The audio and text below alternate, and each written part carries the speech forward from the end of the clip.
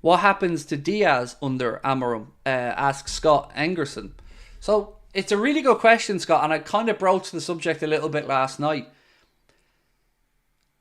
If somebody comes in with an offer for Diaz, I think if he wanted to move to Spain, I think the club would take it. And I think we'd be prudent to take it based off the way Amorim plays. If Jurgen was still at the club, I promise you I'd be sitting here now going, no hope in hell we should sell Diaz. Don't even think about selling Diaz. But I don't know how he fits into a 3-4-3 system. I don't. You'll need two number 10s and your striker. So I don't see it. So feels like he's going to be a square peg looking to go into a round hole. And there's a few players I think the club may end up selling this summer. Salah, for the reasons we've outlined many times. If the offer comes in for Diaz, and I think it would have to be a pretty good offer, I think we'd sell it. But then again, who pays it? It won't be Real. Barca haven't got the money. Italy, the money isn't really there in Italy either. So Liverpool won't be actively looking to sell Diaz, I don't think. But let's say a £60 million offer came in from Atletico Madrid. Would I sell him? Yes. Because of the system, not because I don't like the player. Salah, I think, will be sold. I'm interested to see what happens with Tyler Morton. The one that really, really, really interests me is Kelleher. Because we have to figure that situation out and look to the longer term as well.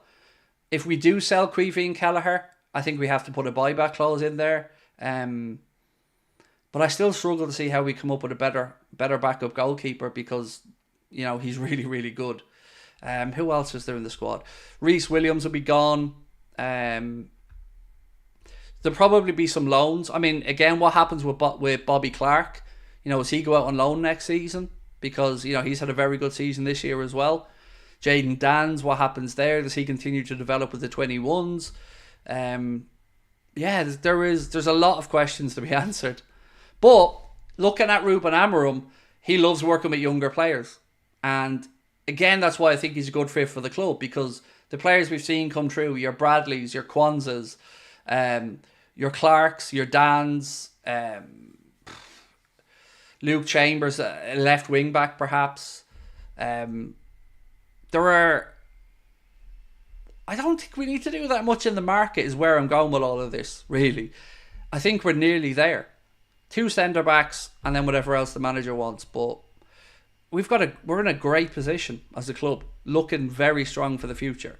We won't get a player as good as Diaz for 60 million. Yeah, but that's not my point, Dave. My point is, where does he play?